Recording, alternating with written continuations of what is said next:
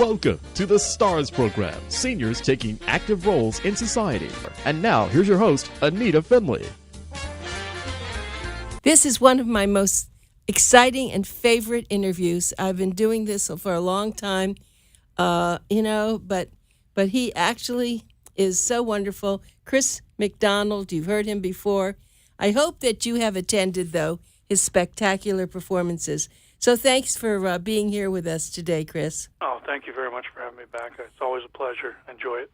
Yeah, well, I was going to ask you, it's a silly question because I know as a performer, you really don't get tired of what you do, but do you always add a few new things? Like I saw you maybe 2 or 3 years ago, or maybe 2 years ago. Would it be changed if I went again? Sure. We're doing the Memories of Elvis show, so of course you have to do some recognized material, some of the fan favorites and number one hits. If I took all of those out of the show and just did B-sides and, extra songs that he recorded that maybe people didn't hear, they'd say, what the heck are you doing? So, so of course we have to do, some of the wonderfully, the standard hits, All Shook Up and Heartbreak Hotel, Jailhouse Rock. You have to do some of the songs in the movies like Viva Las Vegas and Can't Help Falling in Love and, those kind of Return to Center, those kind of songs. And then, of course, the Black Leather that I put on that 68 comeback. We'll do a few songs from that particular show, which actually, December this year, it's the 50th anniversary of that 1968 comeback television special. Oh. So we've got a special part of that in the show that we've added. And then, of course, I do the White Fringe 1970s concert years, which we performed in Vegas, so we have to do some of the songs like Burn in Love and Suspicious Minds and My Way and American Trilogy. So some of those hits have to be in there because if we don't do them, I think people would be very upset. We'd be in trouble. But yes, I do add different songs from the eras that we put in there too that may have been what I call treasures, songs that he recorded that maybe weren't radio played, but they were wonderful, wonderful recordings, great songs. And he did a lot of cover songs too, of artists. And we definitely put in Sweet Caroline, which we know Neil Diamond did it, but Elvis loved doing that in concert. And, there's other songs like that. So we try to make each show that we do, we throw in a couple little surprises for you. Well, I just want everyone to just get their pencils out. I want you to really, we're not asking you, we're telling you, because if you don't do it, you're missing out on something so spectacular. You don't have to go to Las Vegas. You can just stay right here in South Florida. You can go over to the Kravis Center, the little Rinker Theater, and you'll be able to go to Coral Springs to hear Memories of Elvis. And let me just tell you the dates. We have January the 6th. Is that a Saturday, by the way? January 6th actually is a Sunday. A Sunday. And we have two shows. We have a 1:30 matinee and a 6:30 p.m. evening show. Yes, you do. So 1:30 and really 6:30. well. Exactly. So that's really nice. January the 6th, Sunday, 1:30 and 6:30. Take your pick. Now, if you can't make that, if you're going away or something, then mark down January the 12th at 7:30 p.m. And what's that? That's the Coral Springs Center for the Arts. What day is that? That is a Saturday night. Oh, that's the Saturday night. Okay. January the 12th at 7:30, and that's a beautiful center over there in Coral Springs if you haven't been there yet. So we want you definitely to buy your tickets, and you can buy your tickets. Can they just go to Kravis.org to That's buy correct. the tickets? Yeah, Kravis.org for the Kravis Center. Mm-hmm. And then for the Coral Springs, it's Coral Springs Center for the Arts.com. Okay. So we want you really to be able to get your tickets now because many times they sell out. You want to take your kids to this if you can. If you're in their 70s, take your kids who are in their 30s, and then they can take their kids because he does a beautiful performance. He's so into it. He really thinks he's Elvis Presley, actually. And when no, I know I can say it. You can't say it. I can say it. No, I know what you mean. Though I do. I guess you're trying to say that I have a passion for the music, right? Because I understand what you mean, yeah. Because that's what it is. I am a big fan of Elvis. My mom got me into the music, as you said. It's great for all ages because it's kind of a multi-generational situation with the music, and fans develop from your grandparents playing music, your parents playing music. You may have been there. Maybe your aunt and uncle love the music.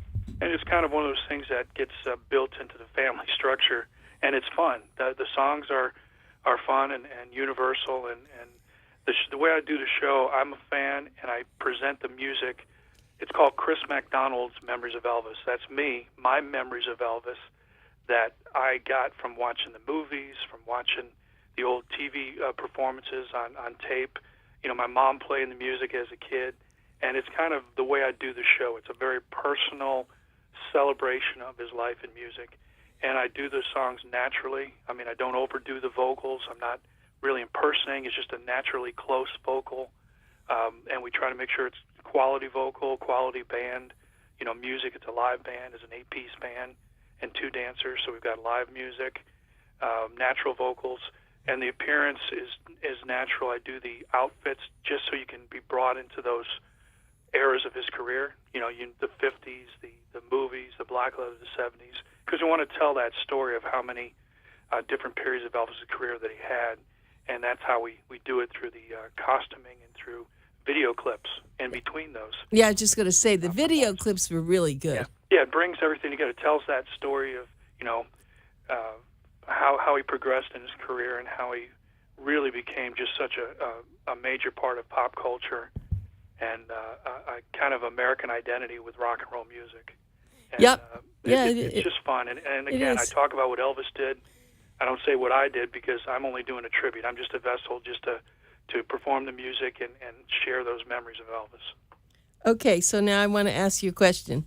Elvis was, what age did he actually start performing? Now, I know he was doing these things at little local places, but when he really became well-known, what age was he? Well, when he took off, he was like right at that 18 years old mark. I mean, that's when really everything really started happening for him. And,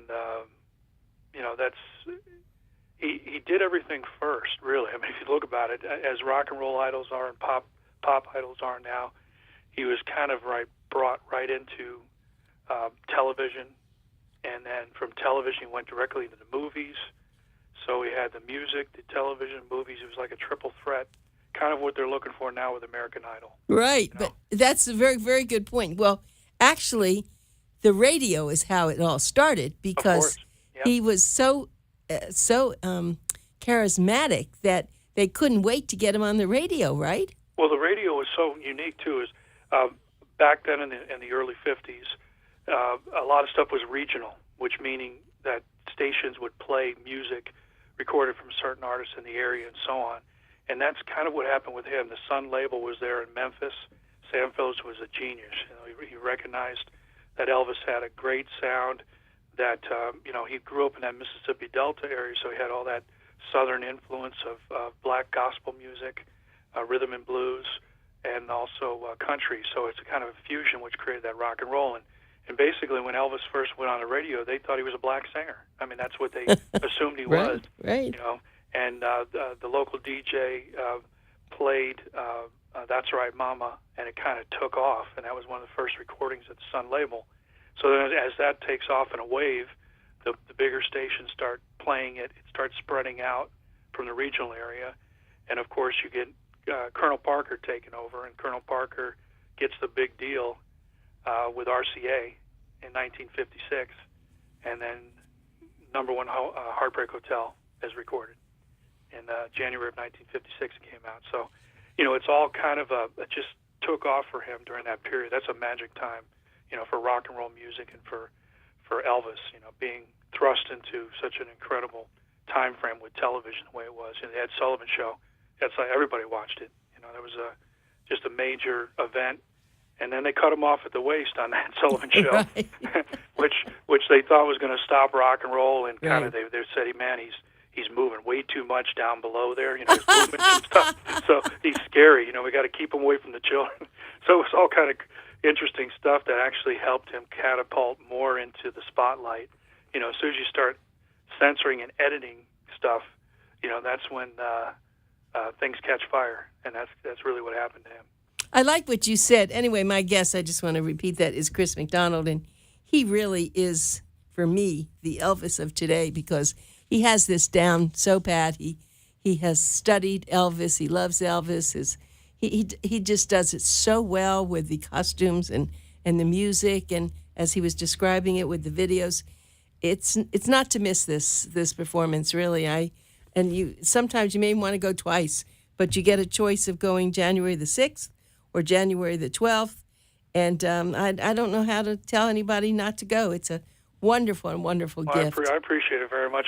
It's fun. I think that when you say that and you explain you've seen the show, that really means something to me, because what I'm trying to do with the show and our goal for the show is to have you walk away with a smile. Mm-hmm.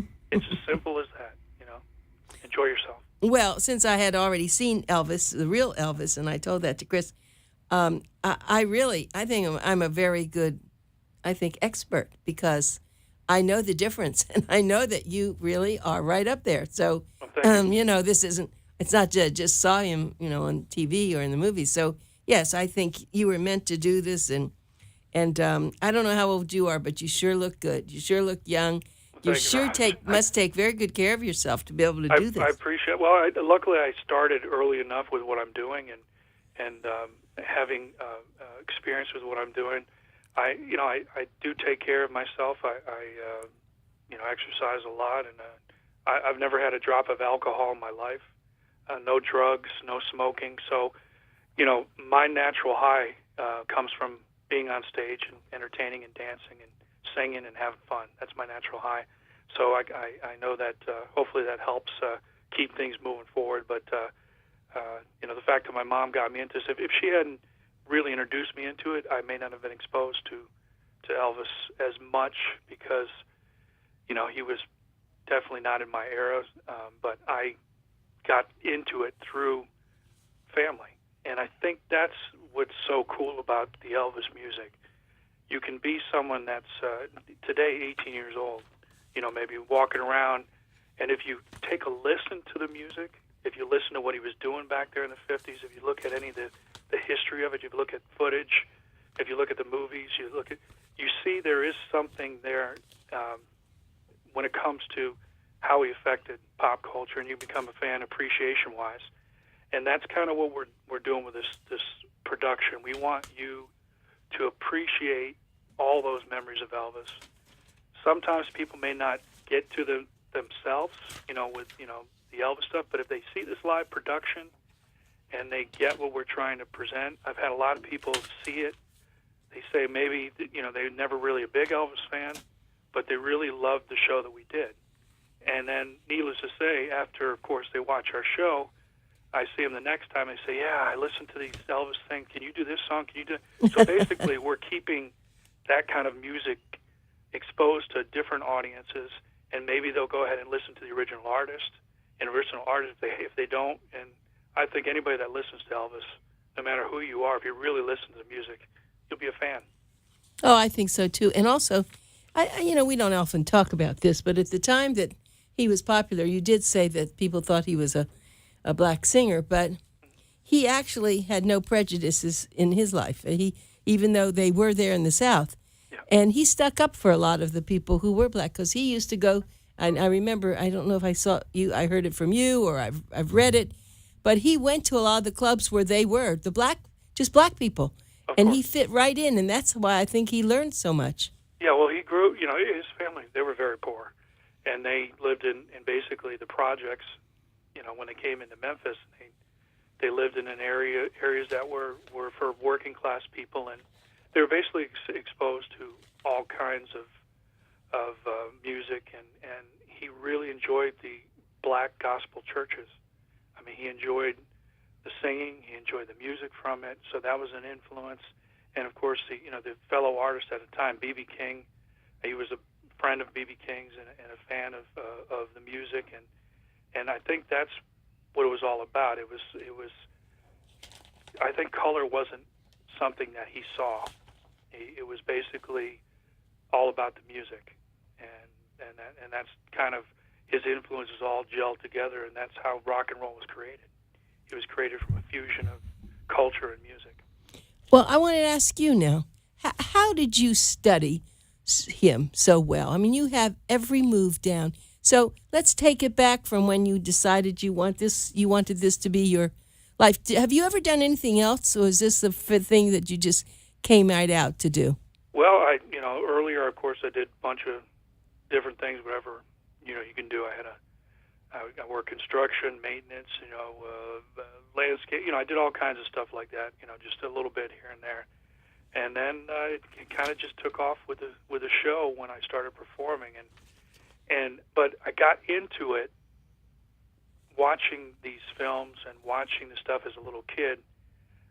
That's kind of how I got into the movements and the basic history of it. How can I explain this? Sports fans, I'm a sports fan too. So if you're collect baseball cards, or if you're in fantasy, play fantasy football, all the stats, all the averages, what these players have done. That's kind of the way I got into the Elvis music. Elvis was like there's sports heroes. Elvis was a rock and roll music movie hero for me. And I think that's how I got into it as a child, and that's how I learned about him.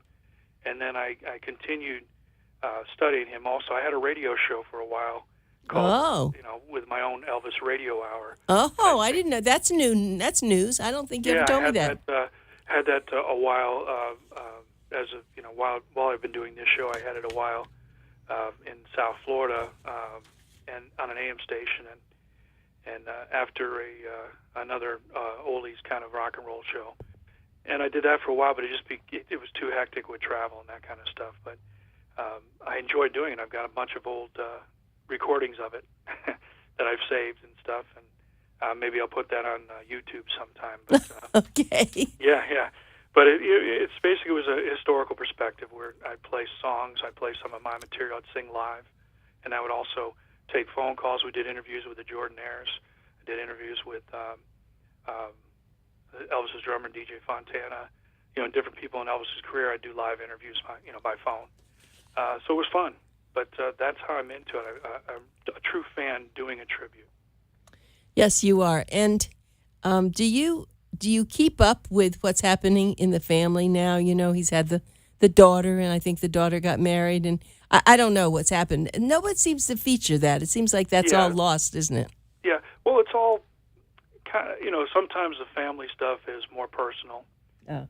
And, some of it is people always like to know stuff, but, a lot of that is they're more concerned about his image and his maintaining his Graceland and, keeping the business as usual situation going. Some of the private stuff, Priscilla is very involved still in making sure everything goes well and being a public face to the brand, and they do a lot of great stuff there. But yeah, sometimes some of the personal stuff I don't really get into too much of that myself. And so someone's making money, though. The family is making money every time the music's paid. The state is definitely making money. They're making money in Graceland, and they're making money with, of course, the images and the music and so on. Right. Well, let me just do this again. I want everyone to, write this down, because this is really a very wonderful interview. I love when Chris MacDonald comes on the show, because he is so sincere and he's so talented. It's called Memories of Elvis in Concert, and you have a choice. You can go on Sunday, January the 6th at 1:30 and 6:30, and it's at the Rinker Playhouse, which is right there at the Kravis Center. It's a really nice little theater. I was just there recently to see a performance, and I saw Grease there, if you want to believe that. Oh no, it's intimate, and every seat is a great view of the stage. And, it's a nice. It's nice.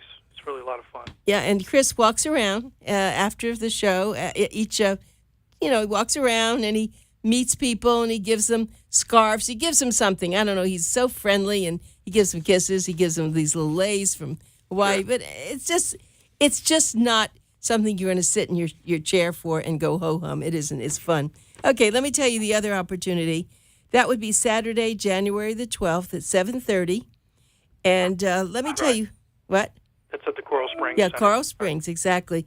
Coral Springs Center for the Arts. And let me tell you how you get tickets. Now, there's a couple of different ways.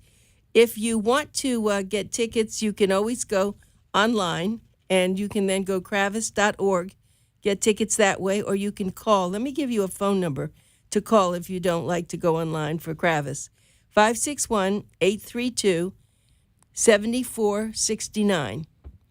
If you want to go to Coral Springs Center, their website is thecentercs.com. That's really what it's called, the Center, C for Coral Springs, cs.com. And you can call them at 954-344-5990. And also, if you want to go and see Chris's website, it's called chriselvis.com. And it's a great website. You'll see a lot about it. You'll see him, too. Yes, you will. Yeah, there's a video YouTube channel that we have, and there's information and ways you can get a hold of. Actually, we have I have a Christmas CD that's out on iTunes and on Google Play and also Amazon Music. So if you want to get some holiday hits. So these are Elvis's? Yes, it's my covers of Elvis recordings, yes. So what are some of them? Well, Winter Wonderland I do. Here Comes Santa Claus, Silver Bells. Santa Bring My Baby Back to Me, Santa Claus is Back in Town. Some of those songs. I also did a version of Jingle Bell Rock, which was Bobby Helms' song. Elvis didn't do that, but I like that song, so I put a version of that on it. Now, Elvis, a lot of people, it's not that they stole it, but they wanted to sing his songs, even Frank Sinatra and all that. But did he ever sing other people's songs? Oh, yes, often. He loved music so much that he was able to cover quite a few different people's songs, of course, live, and also in the studio. He did his own versions of different songs, quite a few. Yeah, and I think so many people, so many singers like to do that. But tell me about who wrote his songs, the words for his songs, and the music. A lot of it was the earlier songs were done by Lieber and Stoller. They wrote a lot of those, great 50s songs that were covered, and he actually did songs from Eddie Rabbitt wrote a song called Kentucky Rain, which was Eddie Rabbitt was a country artist. He wrote for Elvis. He did songs from Chris Christopherson, which like For the Good Times, Help Me Make It Through the Night. Oh, he did a bunch of those songs too, and just so many artists. Any writer that could actually have Elvis record a song, they knew it was going to be a hit and they knew it was going to sell. So they were right. very, very happy to have it happen. So did he have a lot of his records hit the top 10, didn't they? Yeah, he had number one hits. He had records for number one hits.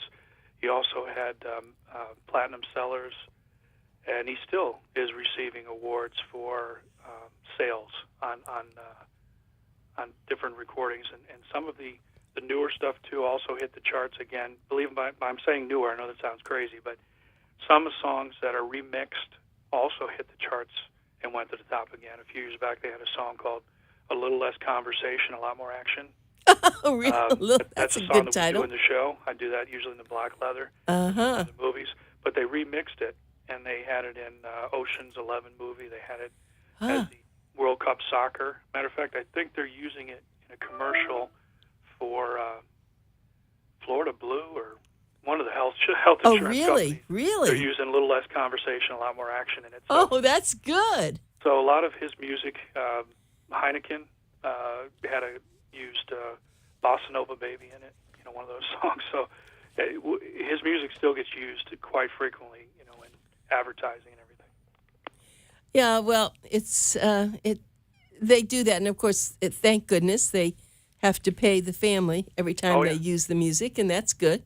Definitely. So he still lives in a sense, you know that he's that's not gone. Artists that Frank Sinatra, and artists that we know and love, Barbra Streisand, and she's still around. But I mean, people, the music is timeless if they're good. Yeah. And you can't get anything better. The king of rock and roll. Yeah, that's right. And so much of this comes back. It seems like it comes in waves. We have, sure. Because look at the Beatles now. I mean, they're the back. Beatles, right. They're of course they changed music. The Beatles changed music, and they did something. And their music, their writing was incredible. So you've got these artists that are part not only of pop culture, they're part of developing America's, I think, soul. Even though the Beatles came from a foreign country, the Beatles came over and America embraced them just as much. Why? Because the music was awesome, you know. And the words were good. Matter. The words were poetic. Exactly. The writing was there. That's the whole thing. It's all about if an artist gives of themselves in the recording, in the words, in the music, it's going to work. You know, that's what it's all about, giving yourself in the music. Well, you're a talented guy. Have you ever written any of your own songs? I've written some songs. I actually recorded a CD in Nashville, kind of a traditional country CD, and I used the Jordanaires, Elvis' original backup group. They sang the harmony vocals, so I worked with them in the studio in Nashville. Wow! Well, I knew that you had done something like that, but that's and you never. I guess we're getting close to getting off, but. Did you ever take voice lessons? No, I just kind of learned this music, with my heart and with practice on my own. And it's a passion. I guess that's all I can say. It's a passion. Yeah, it is. Well, you're one great passion guy, and I love your music, and I hope people will buy the tickets because it's worthwhile. It's much better than television. Go see him in person. You'll never Thank you forget very it. much. I appreciate that. Never forget it. So thank you, and have a very, very happy holiday. Happy holidays to you. Okay, thanks so much, Chris. Bye.